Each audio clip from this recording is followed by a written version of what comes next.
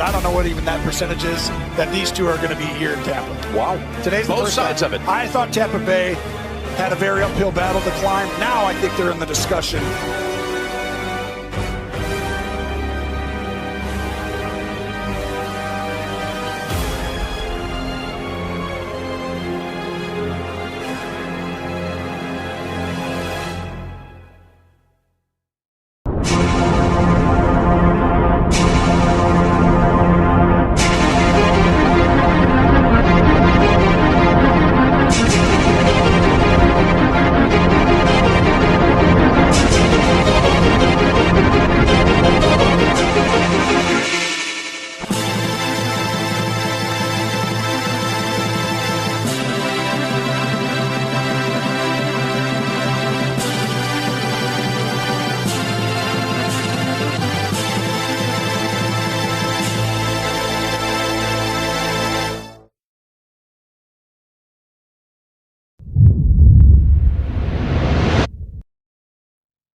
Is there a problem with Brady's Bucks? Spicy there. Sell. Spicy. When I'm wrong, I let y'all know. Okay. I've come up here about the Cowboys, said I was wrong. Yes, you come have. up here about Wentz, said I was wrong. I let y'all know when I am wrong, but America. Here we go. I also let you know when I'm right. Here we go. And yes, there's a problem with the Bucks. Every 6 plays, BA wants to take a shot. On clock. What does Tom Brady not do well this season? Oh, you going there? Take shots! Really? And if you have eyeballs, you would understand the very thing that Bruce Arians wants to do, take shots. Tom Brady does not do well. Bruce Arians is asking Tom Brady to do something that he is anatomically at 43 years old disadvantaged at doing. Right. Bruce Arians asking him to do what he can't do. Well, he can do it. And that's the thing. As I told you, the early part of the season, he was able to do that. Yesterday, he was able to do that. And that's why they almost beat the nearly perfect Kansas City Chiefs. You saw him go 4 for 7, 152 yards on balls traveling more than 20 yards down the field. Tom Brady can hit the long ball.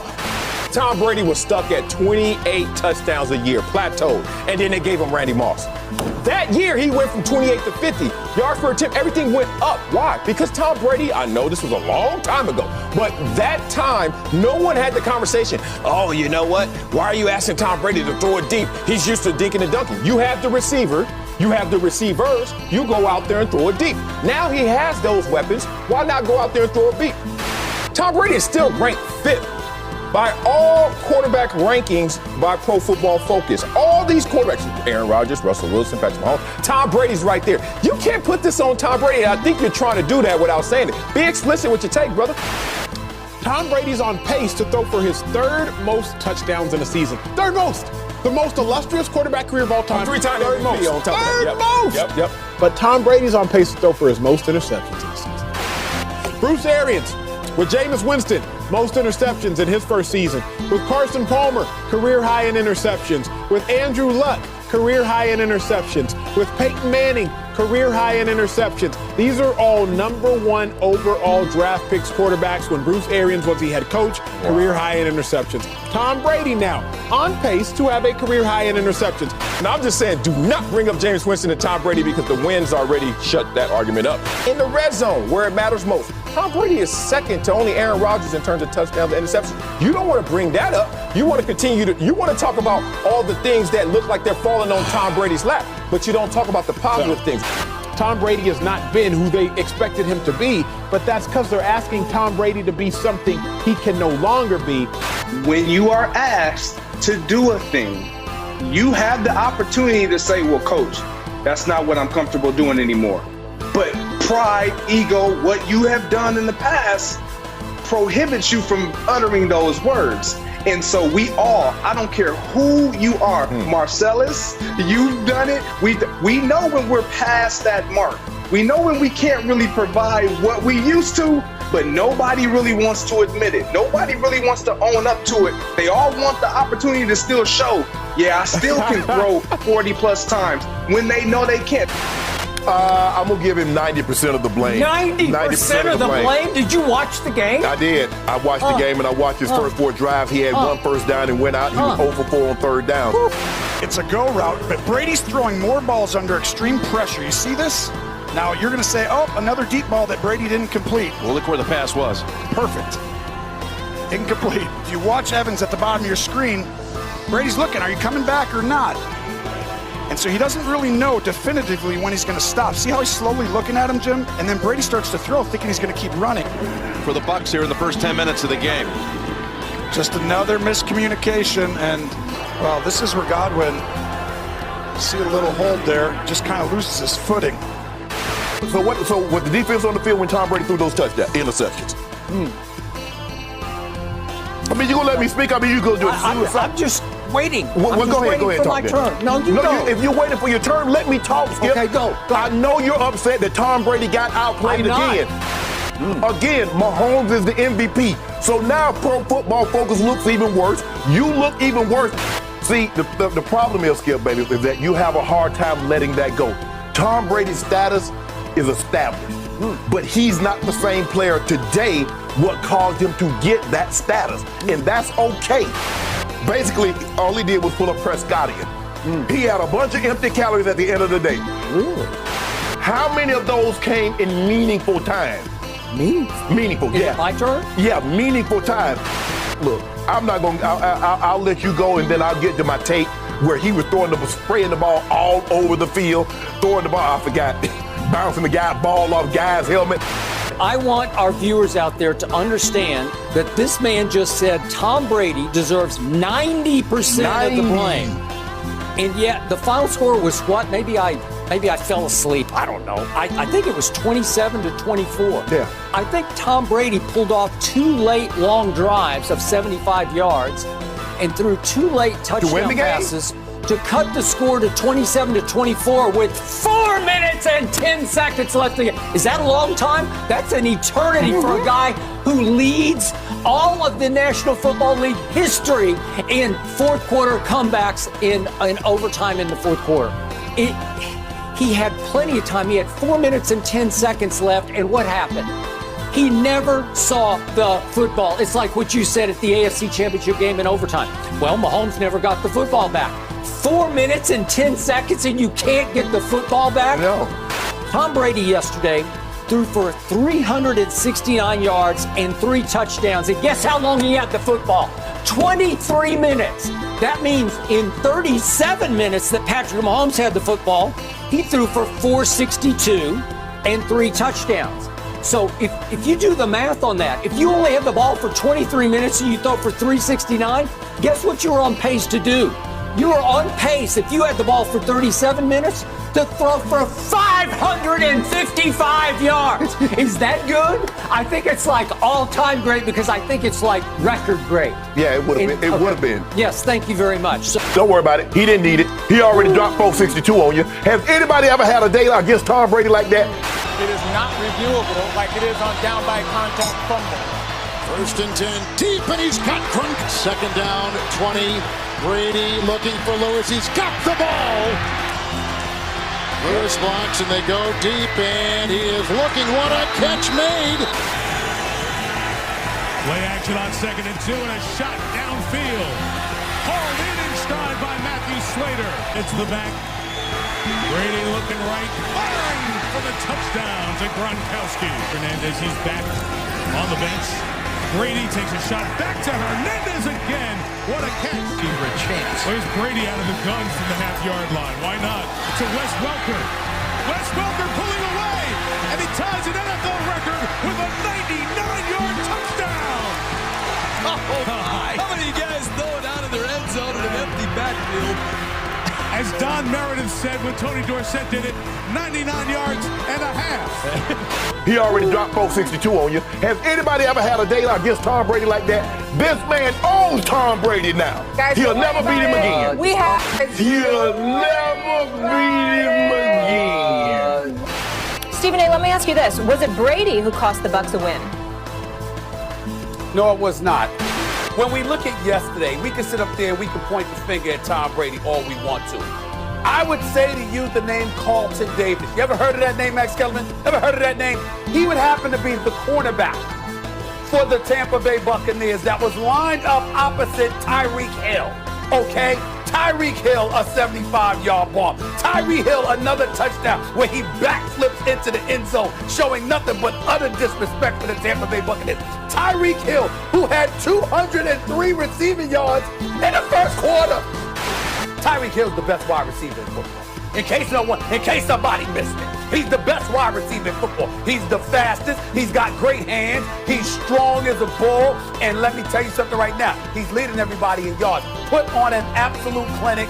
Todd Bowles, I don't know what the hell they were thinking about not doubling up, not having help from the safety over the top, doing something, playing a zone defense on other occasions against these brothers. Makes no sense whatsoever. But that is what happened, and that is why this is not on Tom Brady.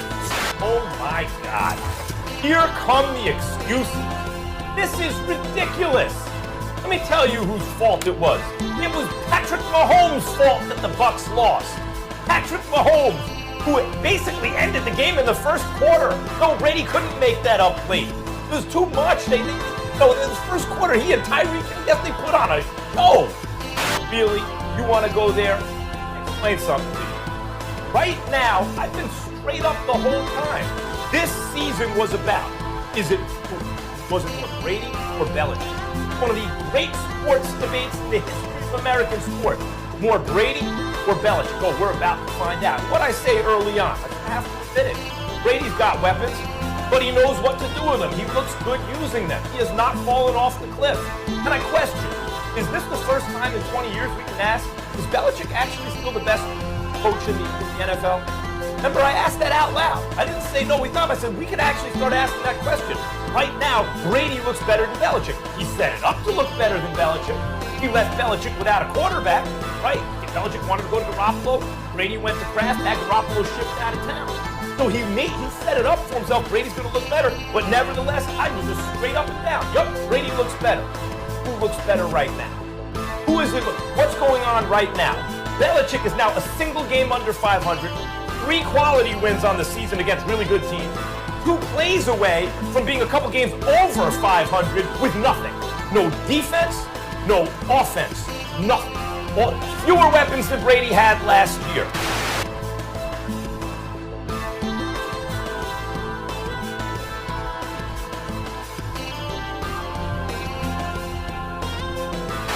Brady's got an embarrassment of riches. Today, you're talking about because Bruce Arians isn't perfect. No one's perfect. You know who Belichick is? He's Floyd Mayweather. Floyd used to say, don't make no mistakes. Because Floyd would make fewer mistakes than the other guy. That's Belichick.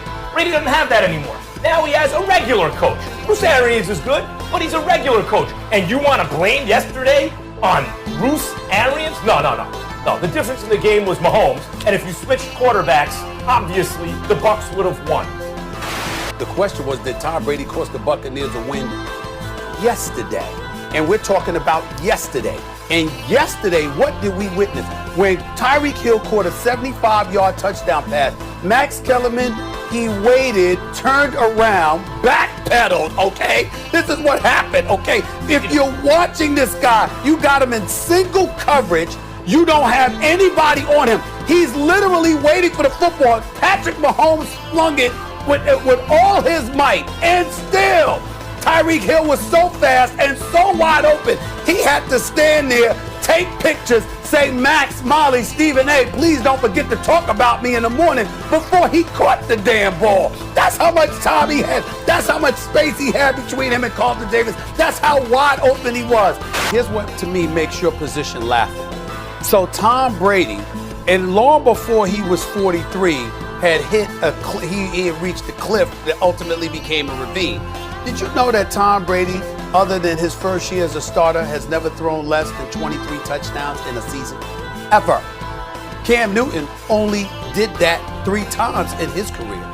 Do you know that right now Cam Newton has got 4 touchdowns and 9 interceptions? I'm not saying that Cam Newton is done. I'm saying that he's just another guy. And so when I say he's just another guy, I say he's that middle of the pack guy. He's that guy that can make a play every now and then when you need it, that makes a team that makes a team be exceedingly better than they should be that day, but he doesn't do that for an entire season. Did you just hear what Max slid in there? He said like Tom Brady. So now Cam is like Tom Brady. Middle of the pack. Tom Brady like Middle that? smirk after. Is that what you're saying? Hold on, yeah. Here's the difference. They're both middle of the pack. But Tom Brady is on a totally loaded team and didn't have COVID, where the facilities weren't shut down for days at a time, consecutive weeks. And Cam Newton has nothing on the team, did have COVID, and is one game under 500. Like, are they both middle of the pack? But the thing is, though, only Cam. Matt, Cam is coming back from catastrophic But the segment ain't about Tom, though. We're Have you talking about ever Cam. seen, Ryan, has there ever been a day, has there ever been any year, even his MVP year, has there ever been a year that we looked at Cam Newton and said, he's a better quarterback than Tom Brady, he's a better passer than Tom Brady? Ever. Not passer, but better quarterback, yeah. Better player. No, who's a better player? He won the MVP, Stephen A. The season's almost over. Come on, you gotta start fast, you gotta finish strong, and they didn't do that. That's universal in the NFL. I thought this team wasn't prepared to play. They weren't prepared to coach. So they got outplayed, they got outcoached yesterday. When you think about offensively, how disjointed they looked again. They continue to make me use that word. I don't know what they were trying to accomplish in the passing game. They weren't in sync. That's a part of my notes. I'm glad he said it. They lost this game because in the first quarter, they could not complete a single third down. And in the third quarter, Tom Brady couldn't stop turning the ball over. It was 17-0 before the Bucs got any type of offense going. And I think we can show you the Brady incompletions. Now, if you were just listening to the game, Tony Romo would have you believe it was everyone else's fault but Brady's. That it was one guy didn't get wide enough, one guy didn't get high enough, one guy was on the wrong page. But if you actually watched these third down misses, you know the quarterback was wildly erratic. Well, look where the pass was. Perfect. Incomplete. If you watch Evans at the bottom of your screen, Brady's looking. Are you coming back or not? For the Bucs here in the first 10 minutes of the game. Just another miscommunication, and that gives him a little help to read. Fournette was the back, and that pass off the fingertips. And then in the third quarter, when the Bucs had a chance to get back in it, Brady had back-to-back interceptions, one of which went off a defender's helmet, and Romo still blamed the receiver for not picking up the hot route. So Brandon, I think as bad as the Tyreek Hill stat line makes the Bucs defense look, I thought the defense was okay. I thought their passing game and their offensive attack is why they lost and were getting blown out for much of yesterday. Do you agree with Nick that this was really all on Tom, mostly on Tom Brady yesterday? No, and I know I'm going to be the Tom Brady apologist, but we spent the last 3 weeks talking about how he couldn't throw the deep ball, and he looked fine on the deep ball, Nick. He didn't look like Mahomes, so if we're going to talk about, like, was this a torch-passing game, they did feel like two very different quarterbacks. But overall, when we were harping so much that Tom Brady can't throw the deep ball, they should go back to Bill Belichick's system, Bruce Arians shouldn't be calling these, he did fine. No, that's ridiculous. Wiles, that's insane. Listen, the game was over after the first quarter, so let's show Brady in the first quarter if we could. 17-0 against the Chiefs, you're dead. So how did Tom Brady look when the game was in the balance?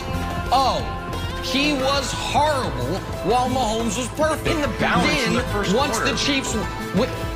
Say it again, Wiles? How are we going to be in the balance in the first quarter? Just because you guys opened up a big lead, you're going to say it was in the balance? Brady's numbers end up looking better because in the fourth quarter, while the Chiefs are playing soft prevent, they had 2 extended touchdown drives.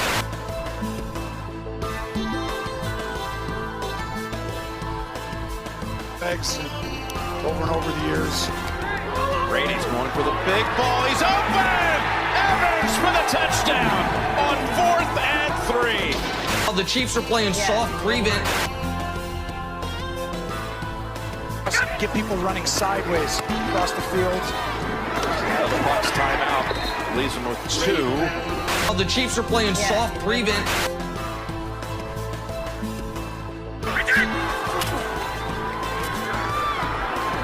To the end zone, flag out, touchdown Evans. If they win the division, which I think they will, if Tampa ends up as the 5 seed, that's a tough matchup for the Bucs because of the pass rush. But if it's Washington, Tampa, that is not the matchup the Bucs want to see. Buddy, we talked about this in the pregame show. I'm debuting a new thing. It's called Great Nick Predictions. It's this notebook. I'm going to upgrade the notebook. But saying Tampa Bay it's not the matchup they want, dude, that's not gonna move the meter for the show. That's not gonna go viral. I need something stronger out of you, bud. Give me something I can work with in the notebook. Well, we've got 2 hours on the show. I was going to wait until 9:18 a.m. Eastern, but I will say what I truly believe. If it is Washington, Tampa in the first round of the playoffs, Washington will win that football game. Wild card weekend. These 6 teams are all fighting for a playoff spot. They are fighting to be included in wild card weekend.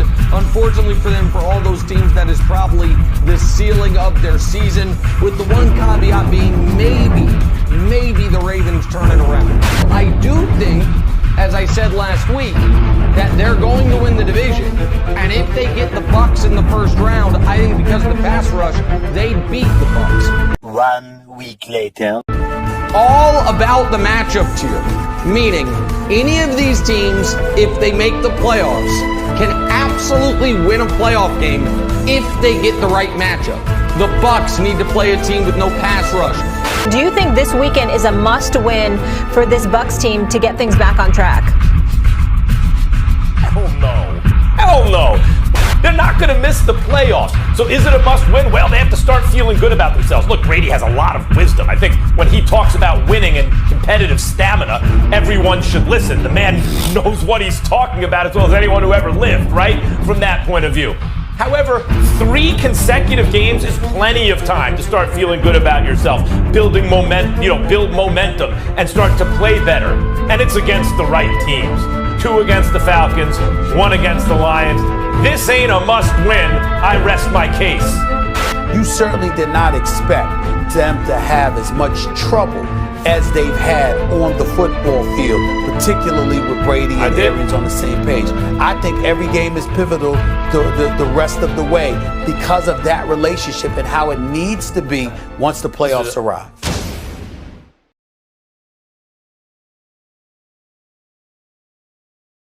This notion that Bruce Arians like, oh, we so much better than everybody else and we play our A game, can't nobody mess up. You've been watching the last 3 games. Y'all been getting the brakes beat off you. It's your first game you won in a month. So let's not get carried away, BA. This was a game that Minnesota had the field goal kick. I don't know how it would have turned out. It might have come out with the same outcome, Skip. But you can't give away 10 points on the road. I've never seen anything like this, Skip. I've never seen this lopsided of a possession. Almost 20 minutes. 39-21. 39 minutes to 21. Skip, that's unheard of. I'm trying to go back. I've seen 10, seen 13, 14, but not almost 20. That's ridiculous. And Bruce Arians up there pounding his chest like, man, you see what we beat the brakes off him. No, you didn't. You got a chip shot. And it was rightfully called. The guy PI'd, and I know people like, man, they call PI on a Hail Mary. The guy was holding Gronk all the way down the field. Damn, son. Everybody gets away with everything on that play. Well, Skip, if it was in the end zone, had it just been in the end zone, but Skip, he was doing this all the way down the field from the 20-yard line. No, but this is like the Shaq treatment, like Shaquille O'Neal at his greatest, at his most dominant. People just beat all up on. He's Shaq. Right. You know, they don't call it. They don't call fouls on Shaq. They call charges on Shaq. Yesterday's was as baffling a football game as I've ever tried to figure out, because about half the time I'm with BA. About half the time I saw firepower on offense and on Tampa Bay defense that made me think, gee, if they ever click, if they ever gel, if they ever ignite and detonate, they can be as good as anybody in the NFC. Let's go to good Brady first, and then I'll go to lots of bad Brady. But the first play is 3rd and 4 from the 48. So it's 3rd and 4, and he goes 48 yards. And guess what happened on this play before it was run? We didn't see it right there, but would you believe that little Scotty Miller went in motion on this play? They had run little to no motion for the first, 3/4 of the season. Yesterday, 51% of the time on 25 of 49 snaps, they actually put men in motion. Right. So in the bye week, they said, let's do this. And that happened. in motion so Tom can identify man, and he knew he had Scotty man-to-man matched up on somebody who can't run with the guy who runs 4-3, and that happened. And then let's go to the next one, which came in the third quarter on a 1st and 10 situation, but they actually ran this thing called play action. Brady lived on play action in New England.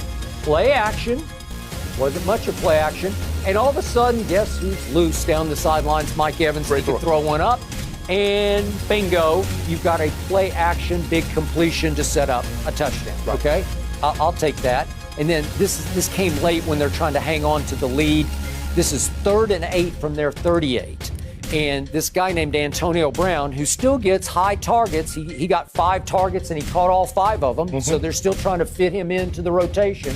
That was Brady's, to me, best throw against 3rd and 5, and he's doubled on the boundary, and that saved them and ate the rest of the clock, and they were able to win the game.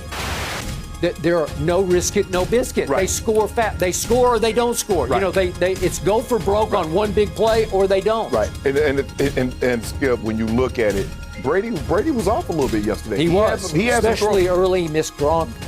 He missed Chris Godwin. He missed Godwin on a cross where it was late in the. He had stepped up and pumped, and then Chris Godwin came completely free, and he just flat out airmailed. I thought Brady would have a big day. But the simple fact, Minnesota can't pressure the quarterback. And you saw Skip on the throws that he had on the one he hit Scotty Miller. Skip, I don't know why on 3rd and 4 you rush 3. You can't get pressure with 4. So you're going to take 1 and you got a guy spot. Why would you spot Brady? Like Brady going to go run for the first down like he Lamar Collins. Why would you do that? I just didn't, I don't get why you would do that. You're not going to confuse him rushing 3, allowing him time to pat the ball, because he'll just wait. They had the guys, Skip, if you look at it, they got the one guy on the Hail Mary. Just rush 4. And if you don't get there, you don't get there. But you're trying to rush 3. Everybody's trying to get exotic. Oh, you see, I rushed 1 guy and got a sack. I rushed 2 guys and got a sack. Stop trying to get quirky. Just go play straight defense.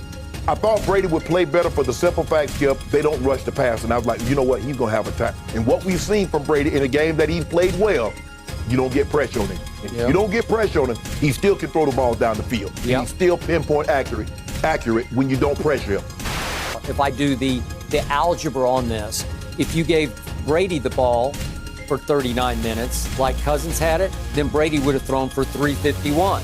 So it doesn't sound great when it's 196, but he did that in 21 minutes. At that rate, he would have had 351 and 39. You know, when you got the ball, you got to do something with it. Okay. Like you said, they either keep the ball and they put the ball in the end zone, or they go in 3 and out. What did they do in New England? What did Tom Brady do? Long drives, 80 yards in 13 plays, 75 yards in 12 plays. They don't do that. That's not how they do business, and he's trying to do it the Bruce Arians way.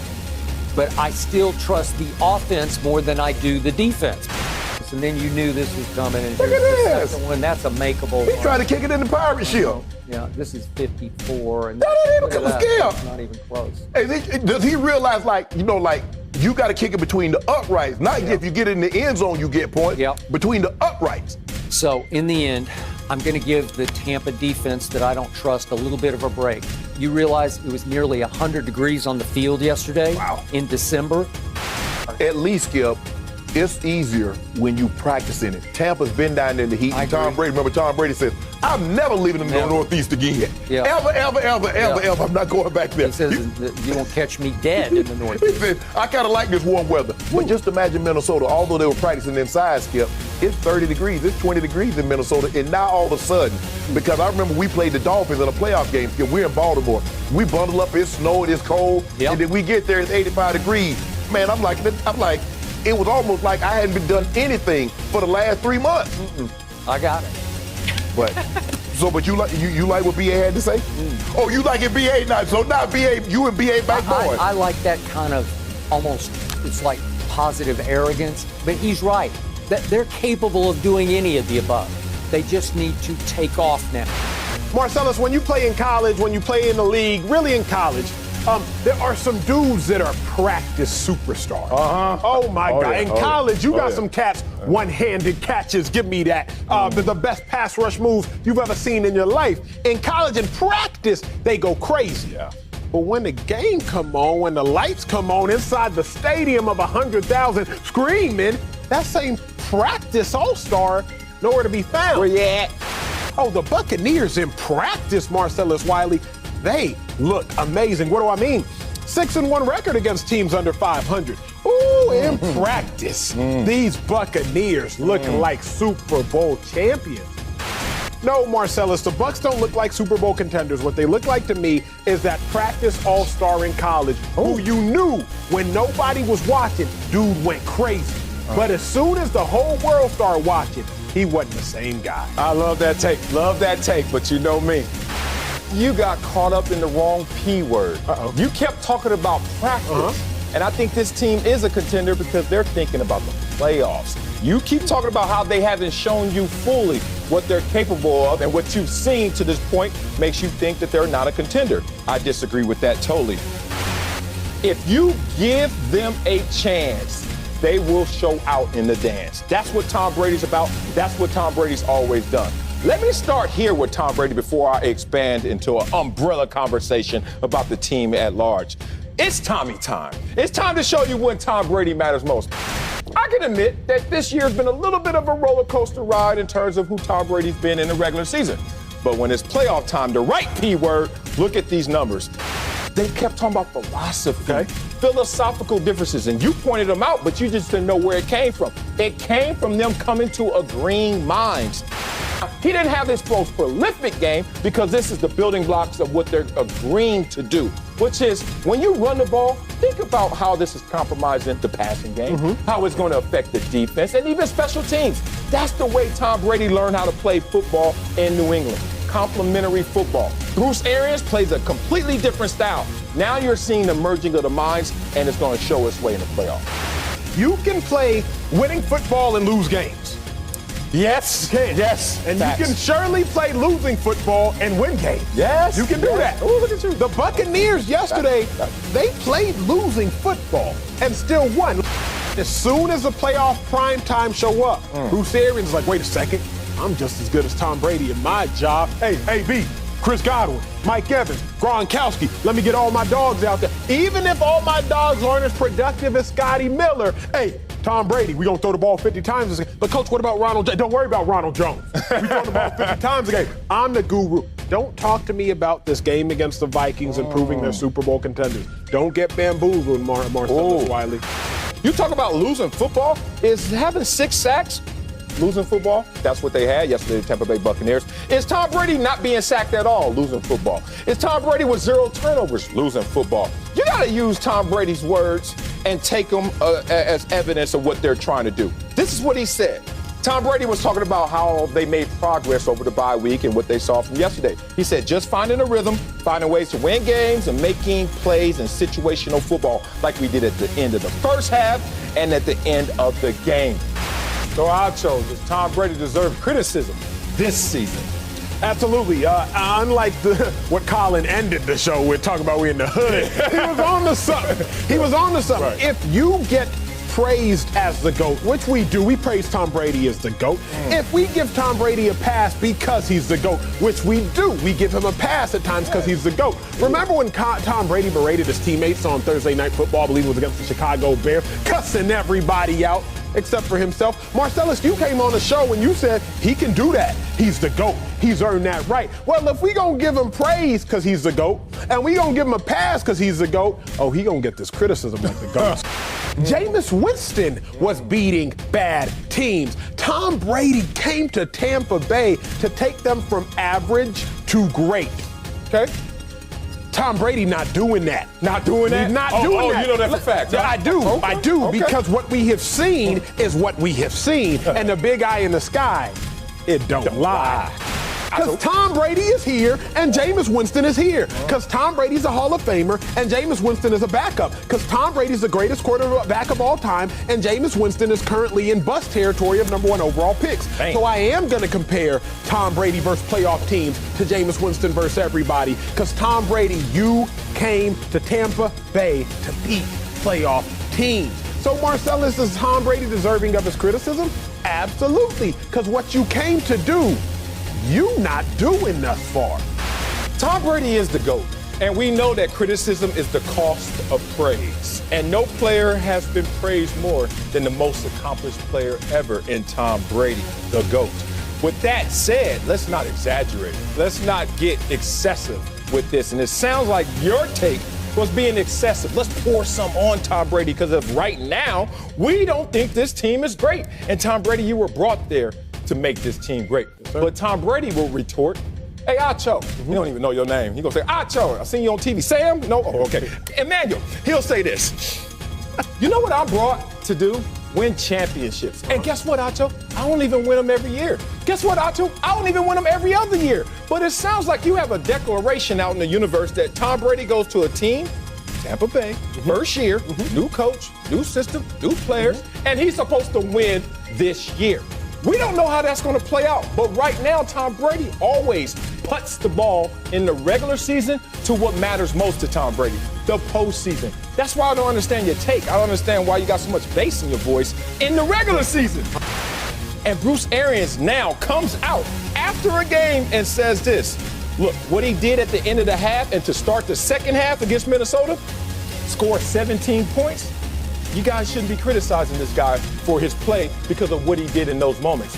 That was a marriage, agreement on philosophy, on culture that's going to pay dividends going forward when it matters most in the postseason. You are too biased. You literally came on this very show, on this very set, and with all the bravado in the world, you gave Tom Brady a pass because he's the GOAT. I gave him a pass. Yes, sir. He earned that pass. I just gave him what he earned. Great. You gave him what he earned. Well, you know what else he's earned? I give you what you earned. What he's earned is criticism when he performs below the bar. Ooh. What's the bar? What's the Tom, bar? What's if the bar? you're not going to come in and make this team the best team in your division, if you're not going to come in and make this team the best team in the conference, then at least come in and make my offense better.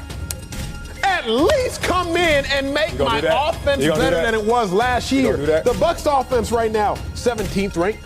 Last year, they were 3rd ranked. Now, the Bucs defense this year is 7th ranked. Last year, they were 15th ranked. I get that. The defense has vastly improved. But Tom Brady, if you're not going to come in and instantly start beating playoff teams, because Jameis Winston was 0-6 versus playoff teams. He couldn't beat playoff teams either last year. But Tom Brady, you 1-4 versus playoff teams. So you can't beat playoff teams either. Jameis Winston was 7-3 versus non-playoff teams. Tom Brady, you 7 or 6-1 versus non-playoff teams. So really, what you out here doing? Wait a second. Oh, really? I thought we was bringing you in here to not throw these picks. Because Jameis was first in the league last year in picks. Tom Brady, you 5th. You got more picks than Daniel Jones and Matt Stafford. Tom Brady, are you 21st in pass yards per attempt? Wait a second. That's worse than Cam Newton. Tom Brady, are you 25th in completion percentage? Now, come on, big dog. Don't sit here and make me wait and to see what Tom Brady's going to do in the playoffs. That's fine. I'm going to kick my feet up. I got my Uggs on right now underneath this desk. I'm going to kick my feet up and I'll relax and I'll wait. But what I won't wait for is for the offense to improve because Tom Brady, you came here to improve the offense. And I'm the one that's biased, but you up here wearing Tom Brady's shoes, but I'm the one that's biased. Let's talk about what I got here to counter your argument right there. You really don't like complimentary football. You're like most naysayers, most couch potatoes, most fantasy players. All they want is excitement. All they want is those winning numbers, and even if it doesn't mean winning results. Jameis Winston comes to mind. Oh, my God. I would love him on my fantasy team when he throws those touchdowns. Then I would try to abort him off my fantasy team when he throws those picks. And you brought up the picks. Is Tom Brady 5th in interceptions? Are the Bucs 8th in turnover margin? Now, you may say, what does that matter? It's top 10, but it ain't that special, is it? Oh, yes, it is. You know what they were last year? What's that? 28th.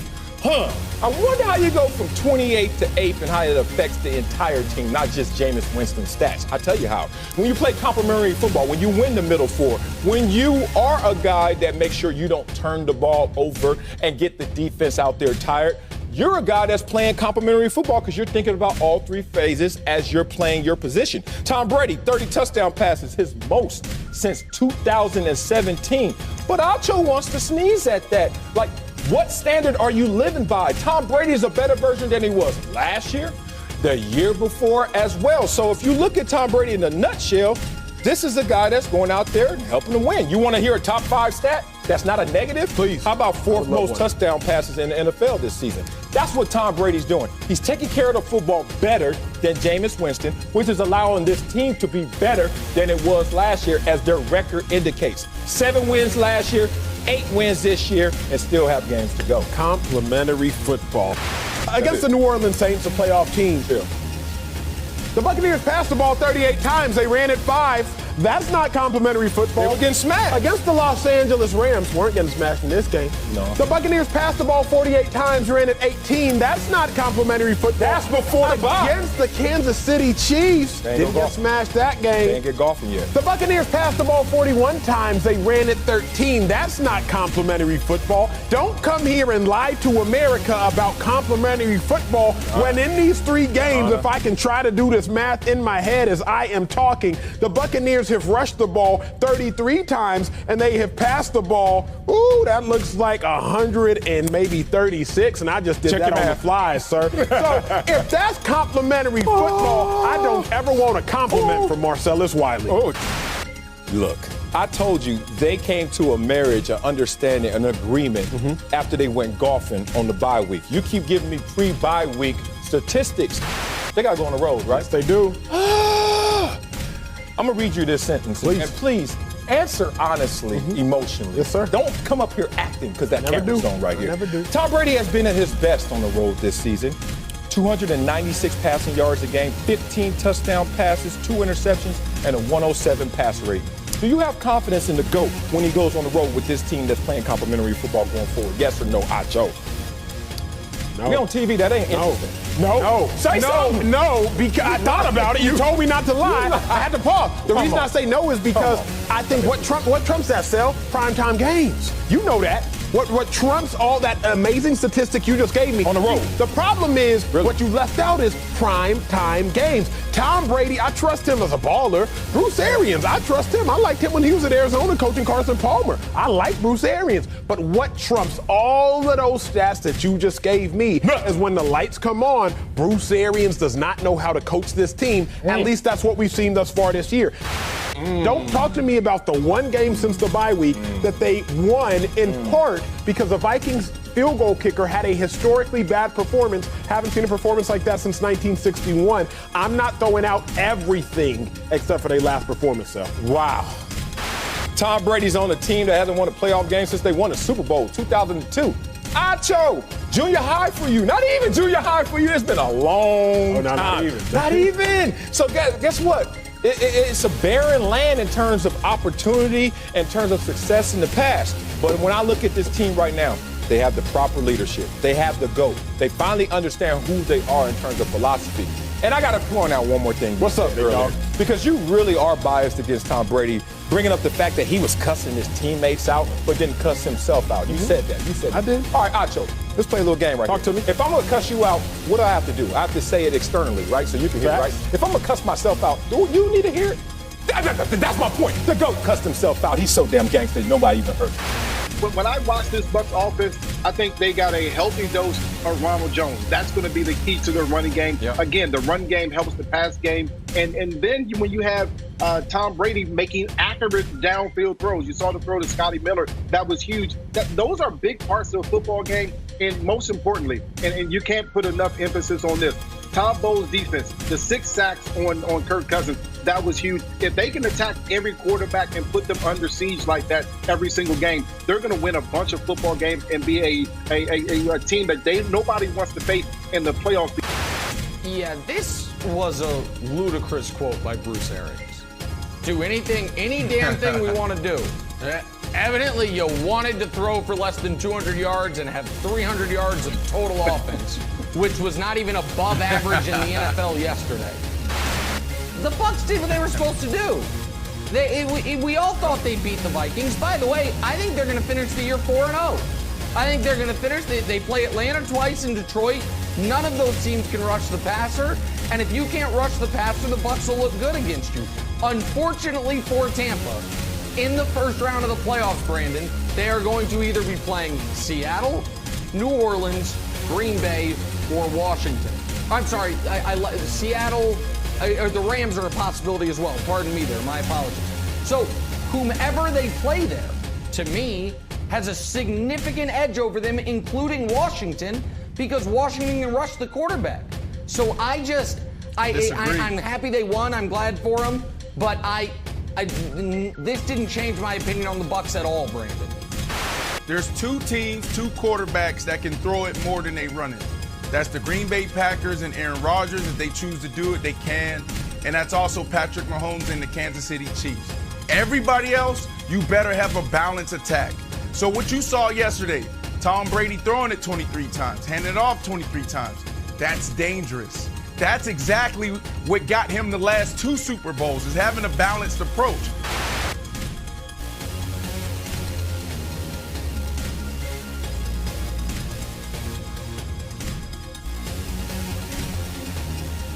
Offensively, the Tampa Bay Buccaneers, that is the recipe. What happens when you have Tom Brady, a smart, savvy quarterback who can still get it done, handing it off 23 times, throwing it 23 times, it opens up everything outside.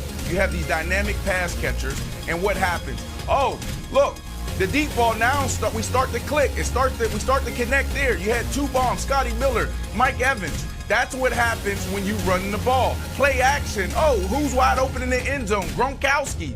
That is the recipe. So I was surprised that Bruce Arians came out so confident, Brian, because Shaq Barrett had the right idea when he said, quote, "Tell the field goal kicker we appreciate him." I think the Vikings were totally demoralized when not only is Dan Bailey missing kicks, they're opting not to take a kick too, so they spared him a miss. So for me, you tell me what the vibe is like in the locker room, because I would be a little Debbie Downer in there as the Bucs are celebrating and be like, yeah, guys, but it was kind of Dan Bailey, you know? We could have easily lost the game, right, guys? And be like, wow, shut up. So to me, I think there's no reason for the Bucs to celebrate when the story of this game is actually Dan Bailey. Every game in the NFL, you celebrate. I mean, every win. And no matter what it is, no matter how you win it, whether it's a kickoff return, a fumble, intercept, no matter what it is, even if it's the opposing kicker misses 3 field goals and an extra point, you celebrate every single win, especially for a football team that may have some struggles as they move down here and try to get into the playoffs. They struggled at points this season. You talk about the Tampa Bay Bucs. And so celebrating victories is what it's all about. If I'm Bruce Arians, I have absolutely no problem with what he just actually said. If I'm on that football team, that's what I want to hear from my head coach.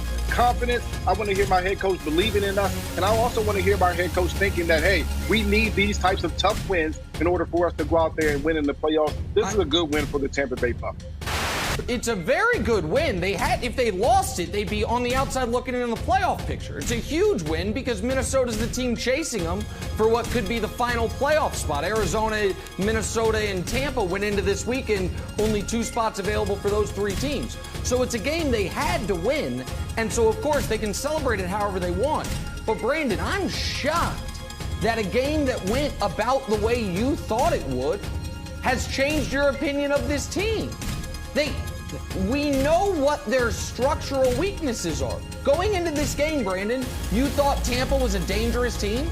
You thought Tampa would go before? Am I misremembering? Nick, you know I've been high on Tampa all year. You know that. Like, this is a team that if they can get their stuff right, fix their identity on their offense, they're absolutely dangerous. Look at that defense, a top 5 defense, and then you have Tom Brady who can still get it done. That's what we pay Tom Brady for. I'm not paying Tom Brady to drop back 40 times. I'm not paying Tom Brady to throw it for 300-something yards. I'm paying Tom Brady not to throw a bad ball or interception in situational football in the critical moment. That's what I don't want. I thought they were the most unimpressive team that I focused on yesterday. I mean, they earned 21 points. They scored 24. You're not going to get that Hail Mary field goal that, whatever, if it's a penalty or not, you're probably not going to get those 3 points traditionally. And then the Vikings kind of hurt themselves with all those missed kicks. That's 10 points right there. I mean, you could easily lost that football game to a team that was in overtime against the 1-win Jags the week before. And you look the same as you did before the bye week.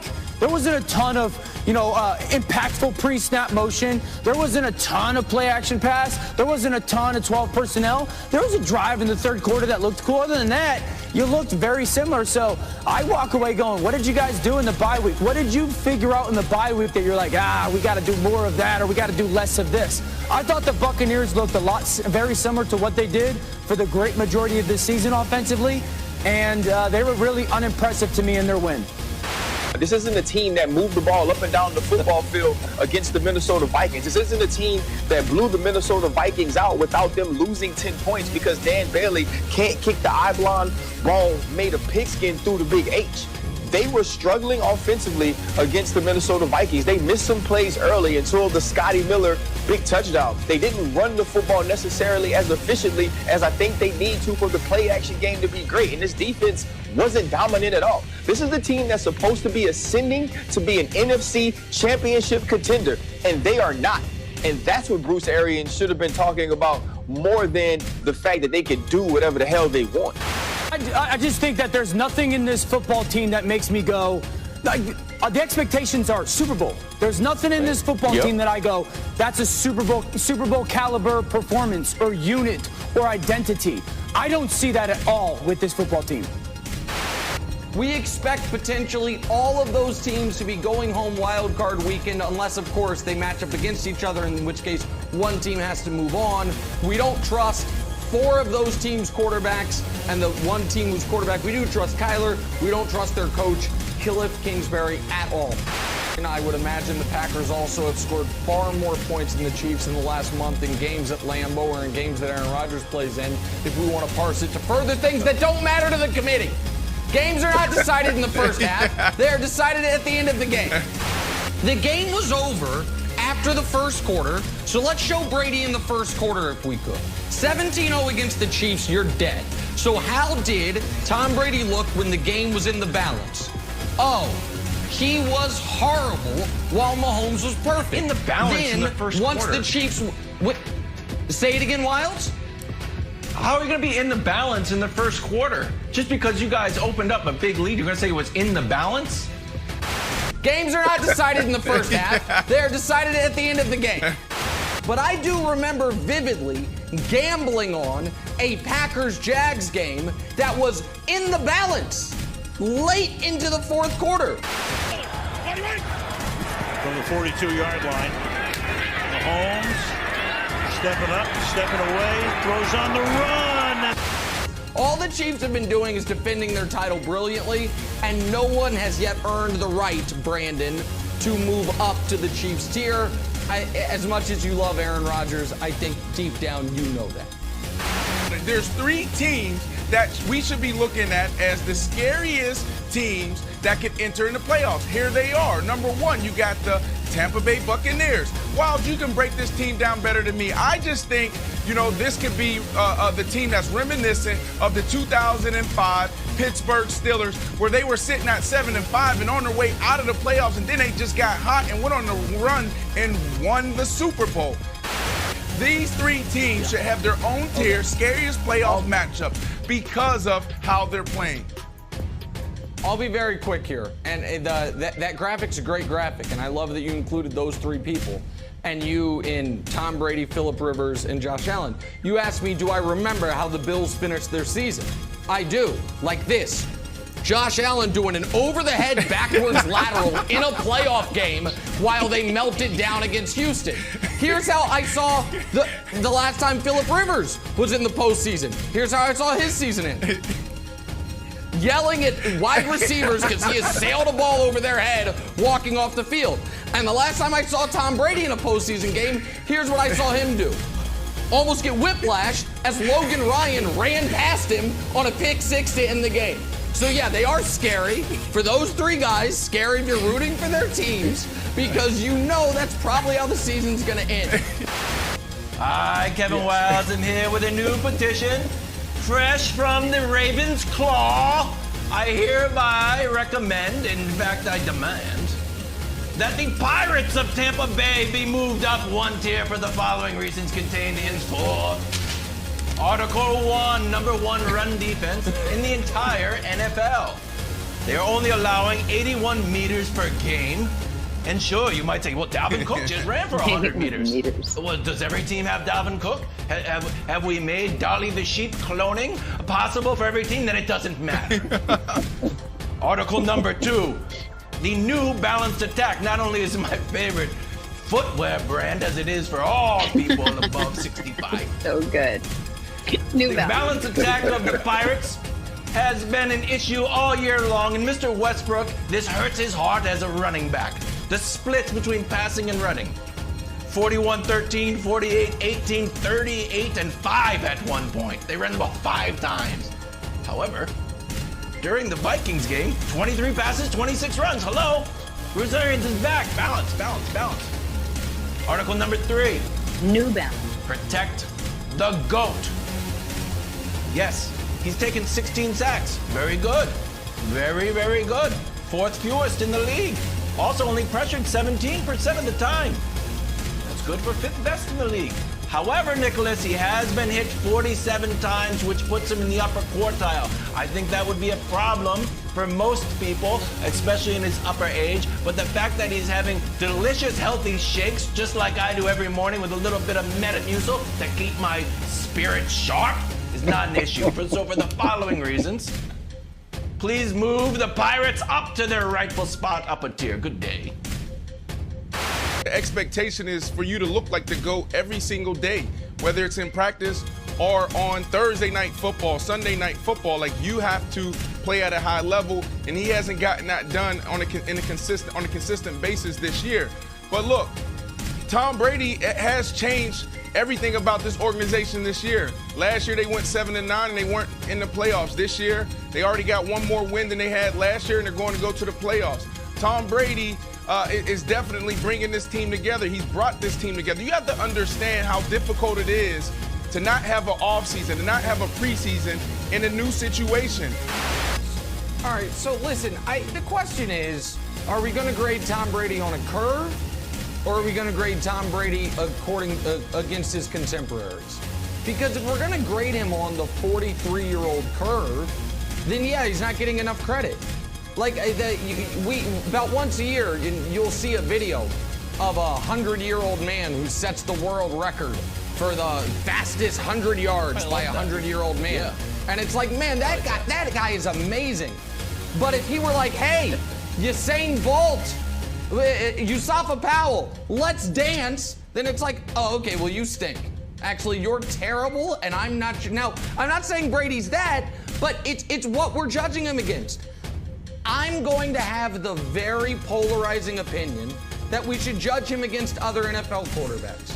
So can we just see how he stacks up this year? Let's just show it. His completion percentage is 25th. That's worse than Dalton. His yards per pass is 21st. That's worse than Cam Newton. He's got the 5th most interceptions in football. That's more than Daniel Jones. And his passer rating's worse than Baker Mayfield, who everyone hates but me. So, I don't know. It seems like he's been okay. Wild?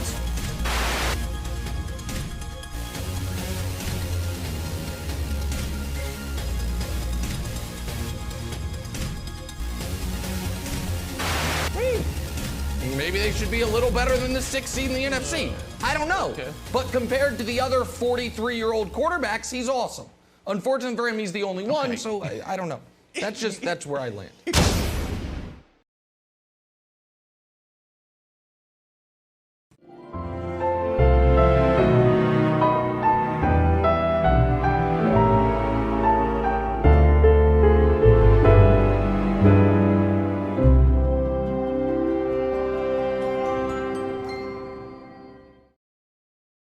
What percent of the blame does he deserve for putting him in this situation? Now, see, I'm not going to let you kill the monster that you created and then play super. I haven't spoken. Why? I didn't say your name. You said me. No, I did not. No, I did not. I haven't spoken. I did not say Skip Bayless.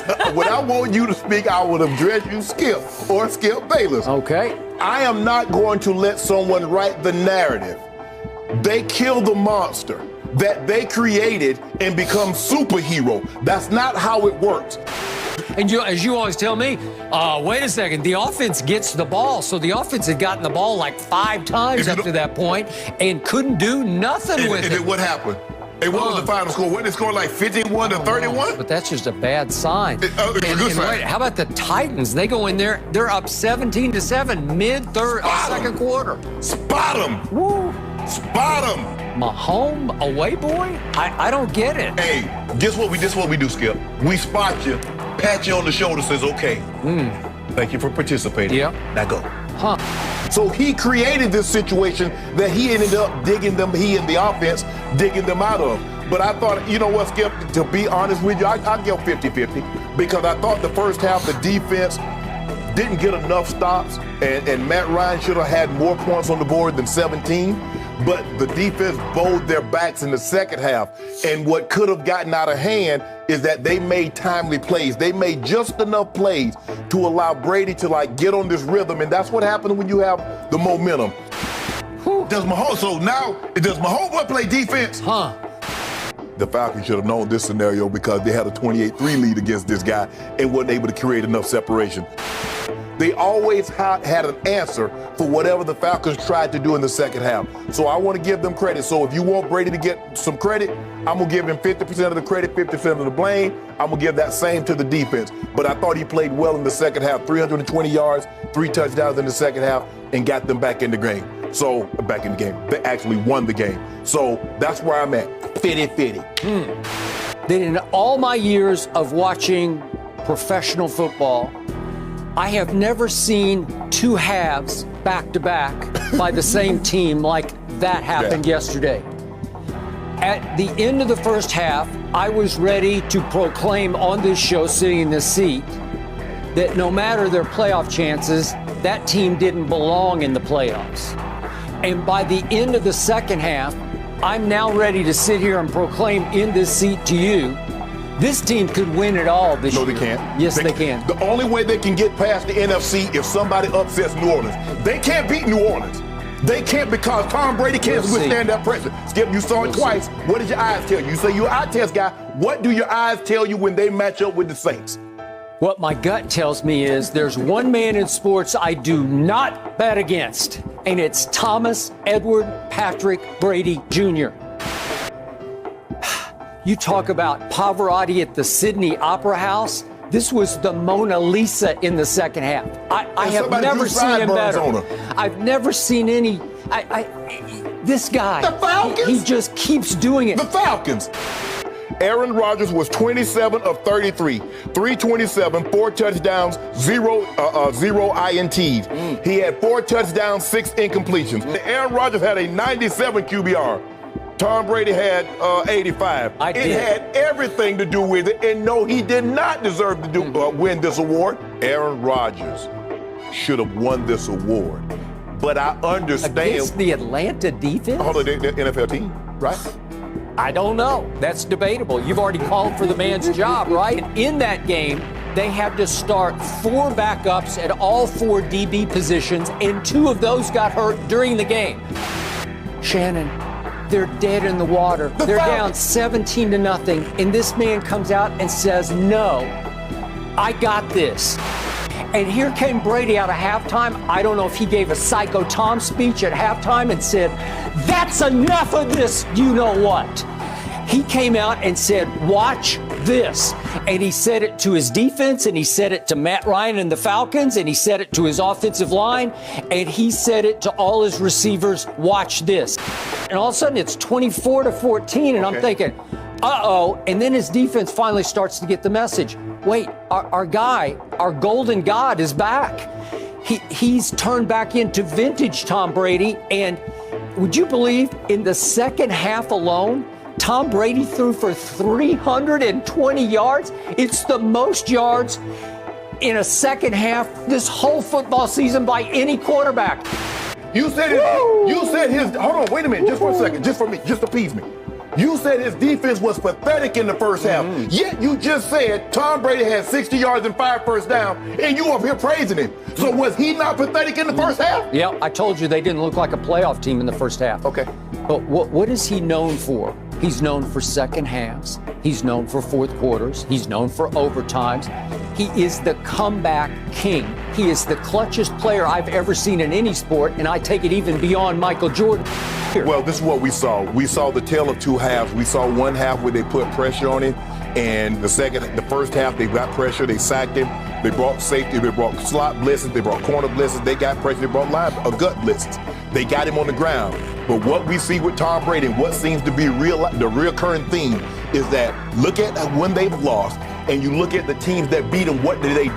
The Rams, what did they do? Relentless pressure. Now, if you think Tom Brady could have survived that onslaught that Mahomes ran the gauntlet through yesterday, you're sadly mistaken. You know good and well, because you saw it on a Sunday night. They had to call timeout to kick a field goal. So you can stop this notion. Relentless pressure, and Atlanta couldn't. Skip, don't make Atlanta seem like they're a playoff team. Like, come on, don't do that. I'm giving Tom credit. But he created the monster. Now you want him to be the superhero because he slayed the monster? He created it. He went to a team that's loaded. The problem is he can't carry you anymore. He needs Mike Evans, Chris Godwin. He needs all that. All I'm saying is this. You talk about the 320. What about the 60 yards in the first half? Does that carry equal weight, yes or no? No, it doesn't carry equal weight to the third and fourth quarters. I told you Friday how dangerous it was because what did Carolina just do to my homeboy in my homeboy's home? They lost. What they did to they beat the brakes off Tampa. That defense is relentless. And you think he can get out of what Mahomes got out of yesterday? 3 times is the charm. I just hope they get to see them somewhere along the trail, even in New Orleans. I would love that what goes around comes all the way back around. Give Tom his credit. He played unbelievable in the second half. And the thing is, if you can't pressure Tampa's offense, I don't know how you beat them. Because, look, Rojo is out with that index finger. And that's a huge factor because they had little to no run game yesterday. Right. That momentum swell, Brady started playing well, and then the defense, they front running. But I tell you what, the only chance you got, the only chance, Skip Bayless, is if somebody knocks New Orleans off. Because there's no way. What if they hit Brady like that? He'll be fine. He'll be fine. You better stop. You ought to stop. 43 looking like 23. And by the way, speaking of numbers, Tampa Bay had 0 turnovers yesterday and 1 penalty for 10 yards. That means it's the Patriot way in Tampa Bay. See? That means, look out, Bill. And wait a second. Whatever happened to Bill Belichick? Don't do this, Skip. Don't do this. Whatever happened? They're 6-8 and they missed the playoffs for that's the worst record they've had since pre-Brady. No. Way to go, Tom. You got this. I can't believe Go, Tom. We got virtuoso. Masterpiece. Let's Skip enjoy today. Somebody drew sideburns on the Mona Lisa. Because if that's the Mona Lisa, she got mutton chops. She got mutton chops. No, she's beardless. So, Marcellus, do you trust Tom Brady's Bucs down the stretch? I do trust the Bucs. I do trust Tom Brady down the stretch. Obviously, postseason ball is synonymous with Tom Brady and his success. So you know that when it comes to this moment in time, Tom Brady's going to show up for that moment. Now, it's a team game, and it's a team accolade to go out there and say we're Super Bowl champions. So he's going to need everyone in tow for them to go out there and achieve their goals. That said, Tampa. Yeah, I don't even know how to say this, but in life, I remember in high school at least 3 different moments when I really wanted to go to that party.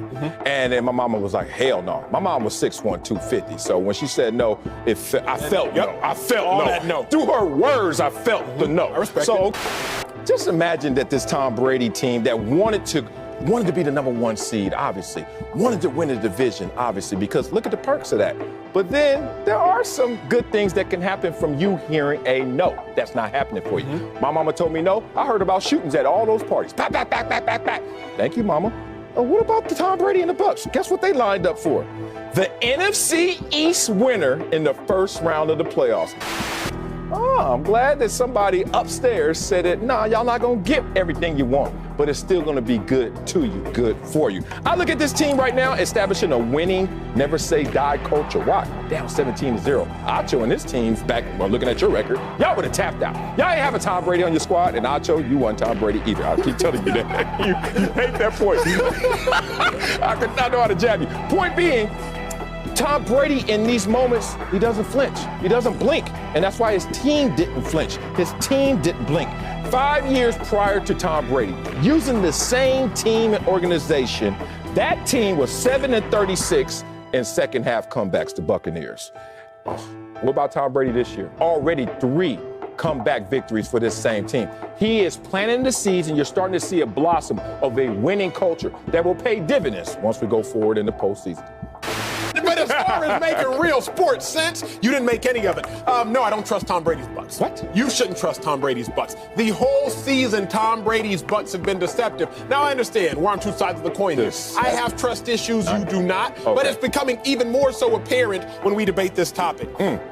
Marcel, why would I trust this Buccaneers team when the defense, which has actually been like who we should depend on all season long, 23rd ranked defense since week 7. The other reason I can't trust Brady's Bucs, I've said this last week, I will say it again. Bruce Arians brought, Buccaneers fans brought Tom Brady to Tampa to win playoff games against playoff teams. And we haven't played in the playoffs yet. So haven't. So we're good. But you want me to clap for Tom Brady? Clap for yourself. You want me to clap for Tom Brady for beating a 4-10 Falcons team without a head coach? That's what you want me to do? Don't do that to the Falcons. Marcellus, Jameis Winston, even Jameis beat bad teams. But y'all brought Tom Brady to Tampa to beat playoff teams, not to beat the Falcons. I did not gain any trust in Tom Brady's Bucs for overcoming a 17-point deficit against the Atlanta Falcons. They are a dangerous team if you just look at the numbers, if you just look at the names. But if you look at the execution, that's when you have to scratch your head. Looking at the Bucs going against them, I knew that was going to be a dogfight. It's the end of the year. Atlanta's not going anywhere, and that's when they turn it on. That said, I'm still looking at Tom Brady as the cherry on top with this situation. They came to an understanding in philosophy, which will take a little of the exclamation point off of this team. In terms of offense or defensive production, you won't see the extremes you saw under Bruce Arians when he had full control. With Tom Brady there, he likes complimentary football. I'm trusting you down the stretch. Down the stretch means playoff games. Down the stretch doesn't mean against the Detroit Lions. Okay, sure. But what is the now? The here and now is tomorrow, the next week, the next week. The next week is the playoffs. But you're playing against teams that have nothing to lose, which is a dangerous opponent. And then you're playing against teams that, the NFC East is your first round opponent, whoever that is. Who are you going to depend on if you're the Buccaneers? What's your identity? You don't have it. Oh, stop that, please. I don't see too much football to know that you can have a carousel of characters and get the job done. You don't have to depend on just one. Who's the lead guy? Who's the alpha? You remember the greatest show on turf? You want to name how many good receivers they had? 97? Isaac, Bruce, Marshall, Falk. And wait a minute. And you knew Isaac King. Oh, you gonna do Isaac King like that? Saying, you just did it. Brooke, that's my point. Isaac, Bruce, Marshall, Falk. They was the dogs. Yes, they were the dogs. And they had another one with them. He ain't no puppy either, Isaac King. They were dogs. Here's a quote. Don't take my word for it. Listen to his teammates. And when they said, Brady doing it on the biggest stage has inspired all of us. We have a ton of confidence in him, and he puts that confidence in us as well. That's coming from Devin White. You know who Devin White is? He had a game. He's a beast, and I got to give him this prop. He absolutely 1,000% deserves all, not some, all of the credit. Viewers of the show know I'm a stickler for rules, and there are certain rules in the NFL. Rule number 1, as evidenced yesterday. The Jets will invent new and creative ways to rip the heart out of their fans. Check. Rule number 2. You kick the ball off to Patrick Mahomes needing a 3 and out to get it back, you're going to lose. Hey, that happened yesterday too. Check mark. And rule number 3. If Tom Brady's team wins, he gets all of the credit. And when they lose, it is quite literally everyone else in the organization's fault but his. So let me check. Bucs won, Brady credit. That's how it goes. Listen, folks, we know these rules. They are now 9-5. 9 times this year, Tom Brady has won them games.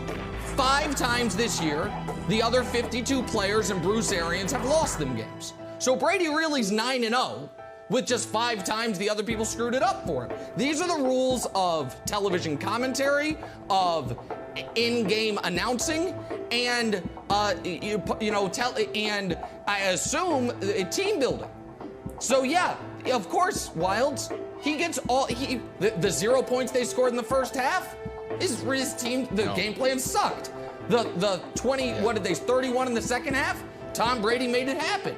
That's the rules. Yes. And so, yeah, he gets all the credit, Wilds, 100% of it, clearly. Yes. So it was great to see the Southern Patriots win a game. Was very happy for them. Gerald, I know you're new to the show, but you laughed at your old buddy Kevin Wilds. I was like, hey, Gerald, Tom Brady is not going to lose. The Falcons are going to pull Lamar Jackson. Bathroom break. We got nervous. Same thing. 7-0 now against the Falcons. I was like, Gerald, is this a thing? Like, do teams get scared? You're like, nah, Wilds, you don't know what you're talking about. You've never played. If you can show the statistics, Katanik, on how good Tom Brady is against the Falcons, I'm telling you, this is a thing, Gerald. So you can shoot me down again and hurt my feelings, or offer an olive branch to your old buddy Kevin Wilds, or new buddy Kevin Wilds, I could say. Like, you know what? Tom Brady owns the Falcons just like he owns the Vikings, and he owns, oddly, the Bucs. The Bucs have never beat him. So I still think that the Falcons are scared of Tom Brady. Two things that I'm going to give the credit, and one of them is not Tom Brady. Tom Brady did what Tom Brady was supposed to do, playing the Falcons. Two groups. Two things. One is the Bucs defense for waking up. And the second thing I blame is Bambi. And I'm sure y'all wonder, what does Bambi have to do with NFL football game? The Bambi are the types of legs that Matt Ryan had in the second half. He had Bambi legs in the second half. He got back to those noodle legs where he gets nervous, he gets scared and starts shaking, and it's Matt Ryan. Like Nick said on Friday, this is fool's gold. Listen, Bucks, I love you. You know I love you. But if I'm going to say we because I'm still a Bucks fan, if we play like this in the playoffs, it's going to get ugly. You cannot go down 17-0 in the playoffs. It's not going to work. You got to do better than that. I take away that this season for the Bucks, not to be self-congratulatory, but let me congratulate myself, is going to go exactly to a T how I said it was going to go after they lost to the Chiefs. Get the bye week, regroup, win 4 straight to end the year, be the darling hot team that could cause some damage, only to get beat in the first round of the playoffs. Whether they play Seattle, whether they play the Rams, or even if they play the Washington football team, this Bucks team is not going to be able to do what they did against Atlanta. They are 9-5. They are 2 amazing, and to their credit, amazing second half comebacks away from being 7-7. Who did those second half comebacks come against? The Chargers, who are awful, and the Falcons, who are a touch better than awful. And so I get it. Everyone's going to say, oh, this team's dangerous. This team is who they've always been. If you can't get a pass rush, their offense is going to click into gear.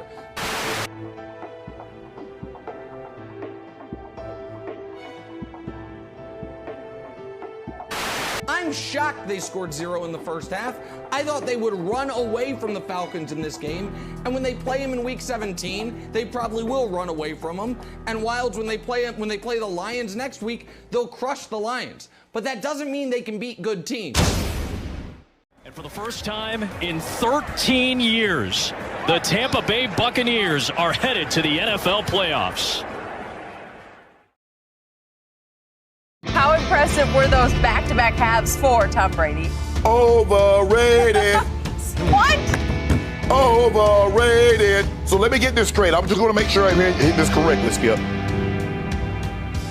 The 3 worst pass defenses in all of football: Falcons, the Lions, the Seahawks. 2 of the last 3, can you tell the people who he's played the last 2 weeks? The Falcons and the Lions. And I'll give you at Falcons, that could be I see a division game. 2 of the last 3, can you tell the people who he's played the last 2 weeks? The Falcons and the Lions.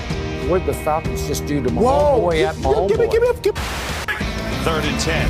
Blitz coming again. Mahomes in some trouble. Throws while he's getting hit. Knocked down. 3rd and 5. Mahomes has a completion. Hardman did not get there. The old Newt Rockney. Look at this. Back to you. And looking to throw it is Watkins to Mahomes. And it is picked off. Keanu O'Neal is there for the interception. Mahomes fired. Intercepted a little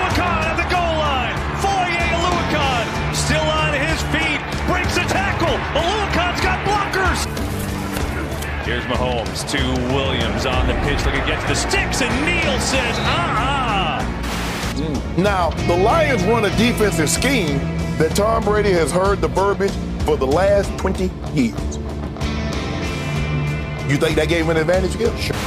At Detroit, you can stop. A loss. At Detroit, you can stop. A loss. I know you was going to do this. And this is what we do with Tom Brady. When he plays well, I told y'all, is this. And then when he doesn't play well, you blame the defense. You blame Bruce Arians.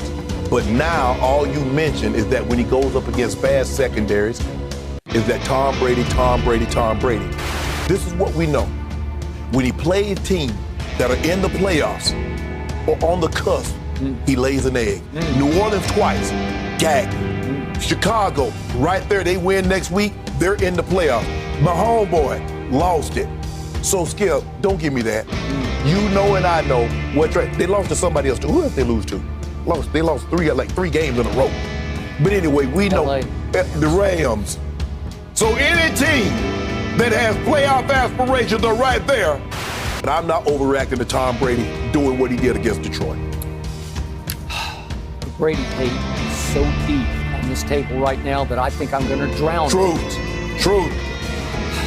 Let me remind everyone, there were only virtual OTAs. Tom Brady was trying to figure out his new receivers and his new team, throwing in some public park in Tampa and got run out of the park because he was violating the quarantine. Then there were there were no preseason games. There weren't even one or two. There were 0 preseason games. He got thrown into the fire against his division rival, your Super Bowl pick at New Orleans. Tom Brady said, okay, that's enough. I got this. When they fell behind 17-0 a week ago at Atlanta, he said, I got this. When they fell behind 24-7 in the third quarter, he said, no, I got this. I told you it was a virtuoso. I told you it was a masterpiece. He threw for 320 yards against that same defense that went and shut down Patrick Mahomes at Kansas City. Held him to 7 points through 3 quarters. And Tom Brady... Yeah, you to no points in the first quarter. Wait, Tom Brady put up 31 points in the second half at Atlanta and threw for 320, which was by far the most yards any NFL quarterback has thrown for in a second half all season. I don't know what's better than Mona Lisa because I don't know art that well, but I told you the one against Atlanta was a Mona Lisa. This was the greatest ever. This was 348 yards on top of 320. So let me just put this in some perspective for you. Last year, Jameis Winston threw 33 touchdown passes and led the league in passing yards with over 5,000. Right. He also threw 30 interceptions and lost 5 fumbles. So that was 35 turnovers. Right now, Tom is already 3 above him. Clear. With a whole game to go, again, against Atlanta. This one's in Tampa Bay. But Tom Brady has thrown 11 interceptions, which you have ridiculed him for, but he's only lost 1 fumble all year. So he has 12 total turnovers to Jameis's 35 a year ago. So what happened? 7-9 a year ago has become 10-5. Let's get it. And Tampa made the playoffs for the first time since 2007. Is there a more dangerous team in the NFC right now, a more dangerous road team? Because this team seems to play better on the road than it does at home. Their best chance is to hope somebody can knock off New Orleans. I do not believe they can beat New Orleans. Okay, I do, and I am hoping. I am spoiling for one game. I want to see third time's the charm. I want to see Tampa Bay at New Orleans. Who knows, for the NFC Championship. Let's just see what happens. Maybe it would come before then. I don't know how it will play out, but I want to see it. Is Tom Brady's move to Tampa already a success? Yes. Last time that I checked, yes, it's a damn success. You know what's funny about Tom Brady right now? Because he's the most decorated player in NFL history. I seriously, moment of silence and reflection of his greatness. Like, okay. Damn! Quick. Like, that was way too quick a moment of silence. Dog, we on TV, people like, hey, all right, keep it going. We know he's still playing. But being real, dog, there's been over 25,000 players to step on a football field in an NFL game. And Tom Brady looks at every single one of them in their eyes. No matter who you're talking about, Joe Montana, Charles Haley, all these guys with 4 or 5 rings, it doesn't matter. And he looks at them from up high because he's the most decorated football player ever. You know what the problem is in perception right now? A billionaire just got $1 million check. He looking at that like, okay. You are looking at it like, that's a good take. Okay. I like because that. that's what the problem is. What Tom Brady just did, Baker Mayfield is like, I would love that. Hey, Tom, over here, let me get that $1 million. Let me get that playoff berth. Let me do what you've done in Tampa Bay so far. What has he done? He checked a couple boxes that people were challenging him to check. What was the first box? Win without Belichick. Simple as that. Keep it simple. You gonna leave Bill Belichick? Oh, we thought you were a game manager or a system quarterback. Go somewhere else without Bill Belichick and his influence and win. Check. Now, what's the second box they asked him? Can you have an impact, winning culture mindset, cultural impact anywhere else? Or was it all Belichick's way, Patriot way? Went to Tampa Bay. Same Tampa Bay that has not made the playoffs since 2007. Check. Uh-oh. They haven't won double-digit games since 2010, a decade ago. Tom Brady, check. Hell yes, it's a success. We're not going to get into the Super Bowl or bust conversation, but I'm going to let you take your lap, because if you take me there, I'm coming back with the counter. Let's do it. It's not a success, Marcellus Wiley. And it's not a success for Tom Brady because, like you just said, if that billionaire makes $1 million, it ain't a success for him. Come on now. It ain't a success for the billionaire. Yeah. Tom Brady, Come on, Marcellus Wiley, 18 years as a starter in New England, 18 years as a starter, the full starter, the full season. 9 times you made the Super Bowl, 50% of the time. More than 50% of the time you made the Super Bowl, you won the Super Bowl. It ain't a success to make the playoffs for Tom Brady. It's not a success. Wow. We're used to making a playoff. It's not a success for GOATs to do good things. It's not a success for greats to do good things. Greats, it's a great thing. That's a success.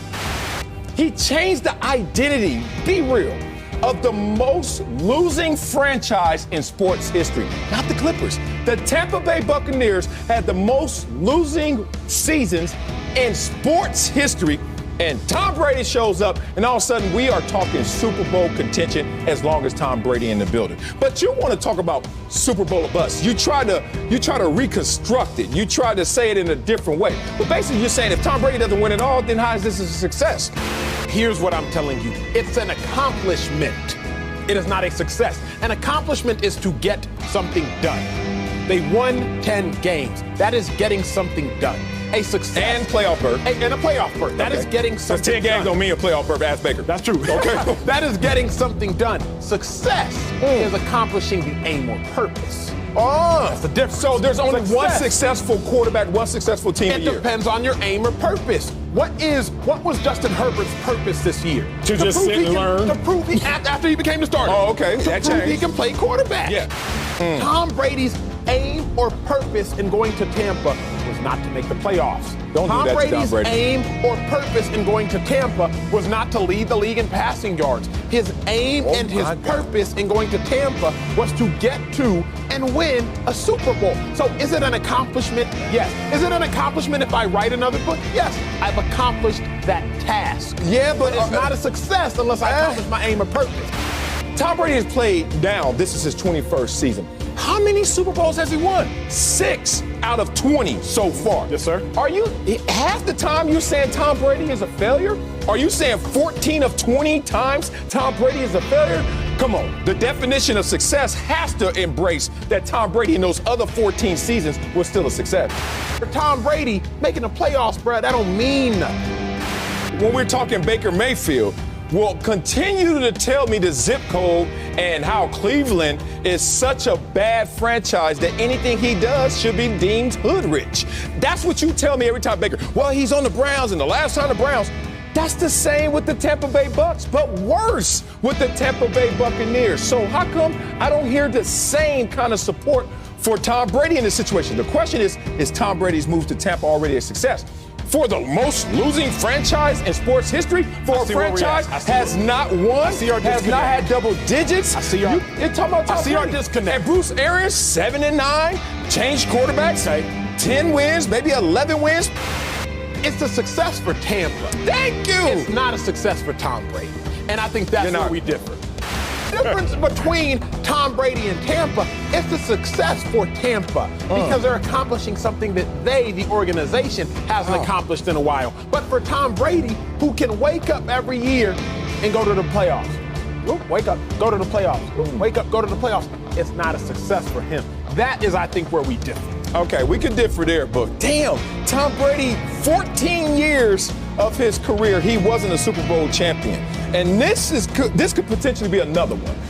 I just can't look at that as not a success because you went to a situation that needed cultivation, that needed a winning culture, that needed your spirit, your attitude, your performance. You gave it all to them, and all of a sudden they crossed the threshold they struggled to do before you with the same coach. And that's not a success? Boy, you're a harsh critic. Don't have no kids. There are a few things Marcellus Wiley hates in this life. One is vegetables.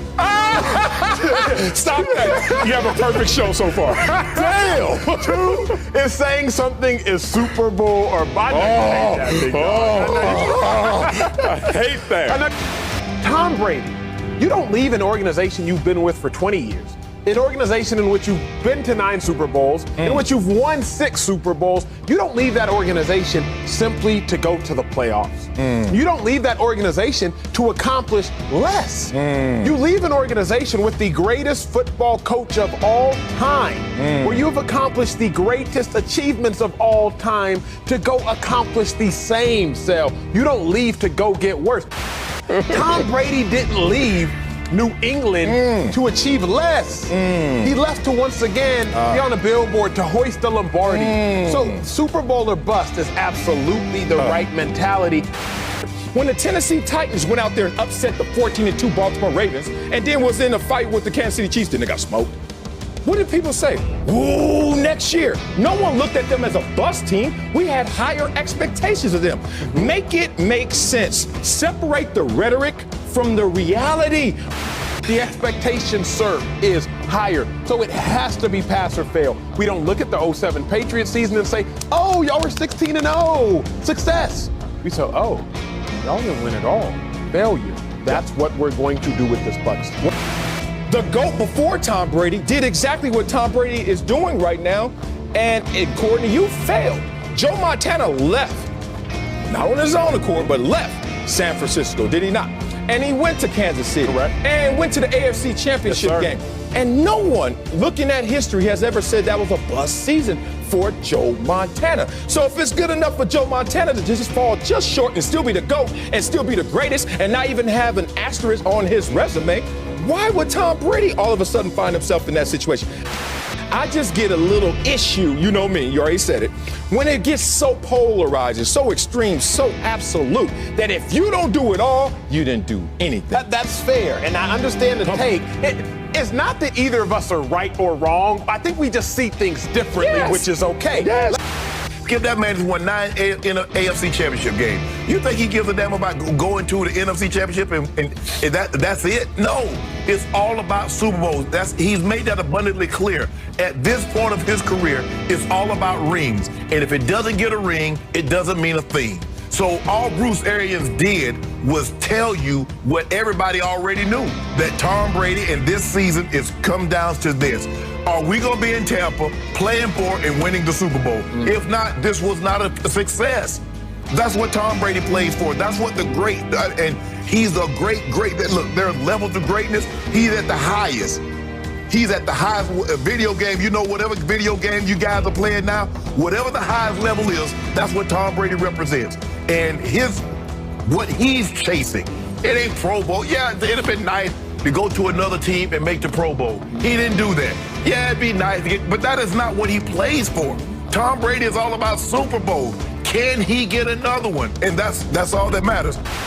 He's about Lombardis. He's got 6. He's trying to get 7, maybe 8. Tom Brady is trying to set that mark out there so far that nobody's ever going to get it. And Tom Brady said, you're not going 6? Patrick Mahomes, you think you're going to get, okay, let me get one. I'm going to get one more. So you have to go a little further to try and catch me. So I'm not surprised. And Skip, you know B.A. When have you ever known B.A. to hold bite his tongue or hold back? B.A. can't hold a secret. That's why he could be in the military, because he told everything. whatever they discuss again, we got the plan. We go at it 0-300 out. Hey, BA said we coming. Oh, he would announce to the enemy, we're coming over here. We're coming right over to here. So I'm not surprised. I'm not surprised that BA said that, but all he did was state the obvious. Bruce Arians would have been within his rights, though, when asked that question, to temper expectations by saying, hey, remember, we threw a lot of new pieces into our puzzle this year, and it may take us a little while to figure it out. I hope we figure it out this time, but maybe it'll be next year. I love that he acknowledged this because he embraced it and he owned it because it is the flat out in your face truth. It is. Even though they added the GOAT quarterback and then they added the GOAT tight end, and then to just snap your fingers and say Super Bowl or bust, is that fair? It's not fair, but it is reality. Skip, when LeBron James goes anywhere, what's the expectation? Okay. And that's just the expectation that comes along when you have Tom Brady on your roster. It's Super Bowl or nothing. That's all it is. Okay. So I mean, I'm not hating and whatever you want to take this as. I'm just going to make the statement. When the playoffs come, the Tampa Bay Buccaneers will go get ran. They're going to get routed. And I know I probably shouldn't say, this is going to be a good old-fashioned ass whooping, I believe. Washington, while I do think Washington, if they get Tampa, can be dangerous, they also right now, who are they starting at quarterback? Heineke? Like, they'd just be happy to be there at 7-9. Don't get hot tier. These are three teams that if their quarterback plays great, they look terrified. Lamar's an MVP. Russ is the best player to never get an MVP vote, is what I believe, and I think a lot of people believe. And obviously, Brady's won a bunch of MVPs and has looked awesome post-bye. Those three teams, while I don't fully believe in them as Super Bowl contenders, if they get hot, they can be dangerous.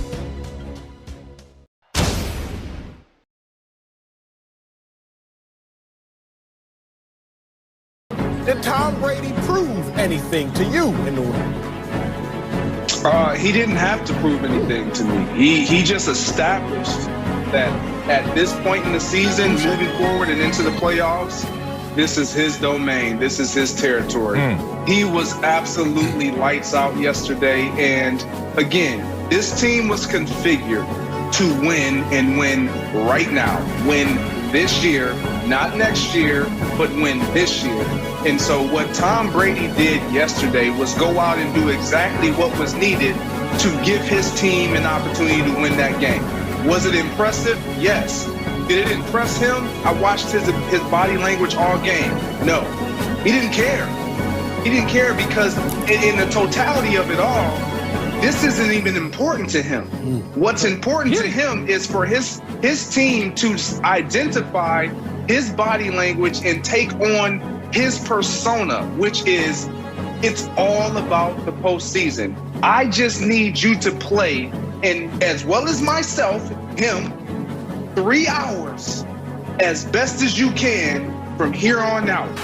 That's what he has come to understand and has perfected, and that's what we have seen him establish over the course of his 20-plus years in this league. Like, this guy, this is the time of year that it's all about Tom Brady. He proved a lot in the win yesterday, but to Greg's point, he really established that he is still dominant. He established that he is still capable. He established that he can still make all the throws with a clean pocket against a meaningless team in a meaningless game. What I'm still waiting for Tom Brady to prove is what it sounds like Greg has just told us Tom Brady is still waiting for Tom Brady to prove with this Buccaneers team. So Tom Brady proved some things, but the Bucs didn't, and that's what I want to see. Like, that's where I've been the last 3 months. That's where I've been in talking to Marcellus about this. He did it against a team in a meaningless game with no pressure. He's about to play playoff teams. Record versus playoff teams, not very good. And y'all know about the pressure of that Washington defensive line. He proved a lot to me yesterday. And I'm going to tell you why. Because Tom Brady, using Tom Brady's words to be a part of my argument, Tom Brady loves the game of football, even in his 21st season. He says because the game of football has no entitlement. Every single moment is an opportunity to prove who you are in the game of football. And it's interesting that Tom Brady has that mindset. And I think that mindset separates man versus machine.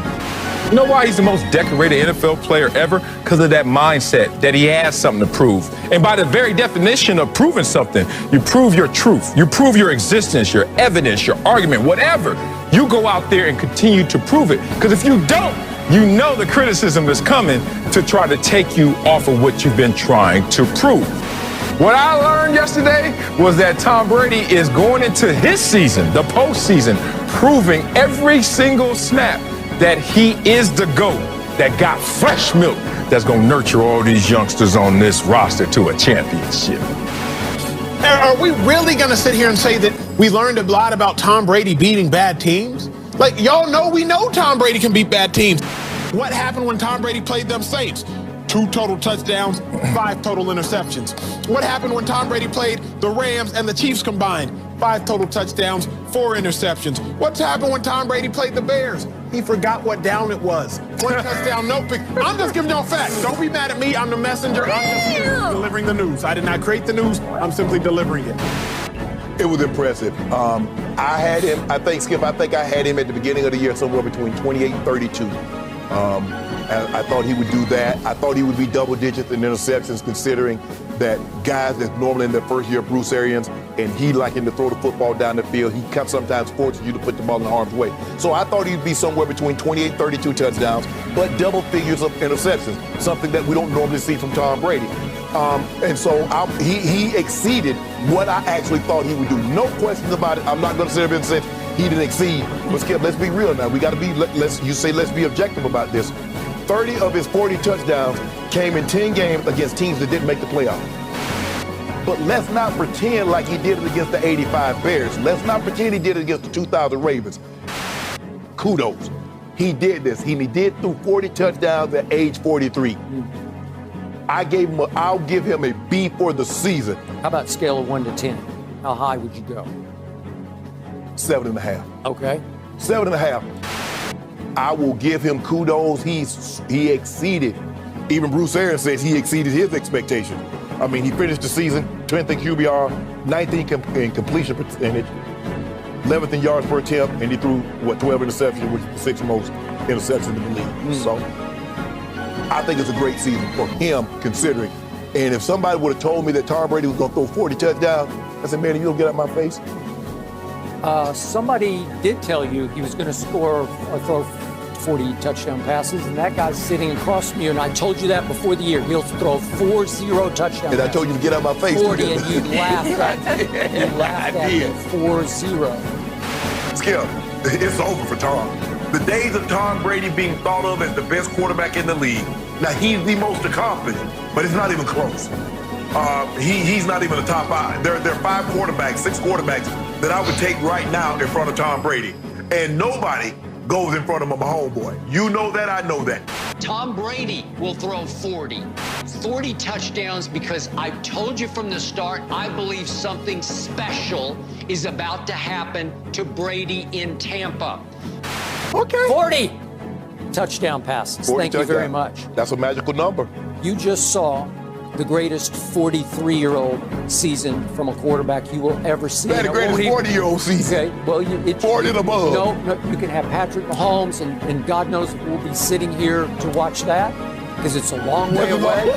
That's 15 years. But the point is, there's no way anybody's ever going to top this. Probably not. They went 11-5. That's the best record that franchise has had in 15 years. Mm-hmm. It's the first winning record they've had in 10 years. It's their first playoff appearance in 13 years. I think they are a very dangerous playoff team. I picked them to win the NFC. I'm going to stick with that pick.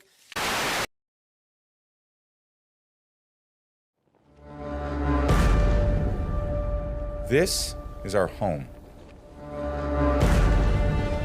And at the end of the season, history will be made here.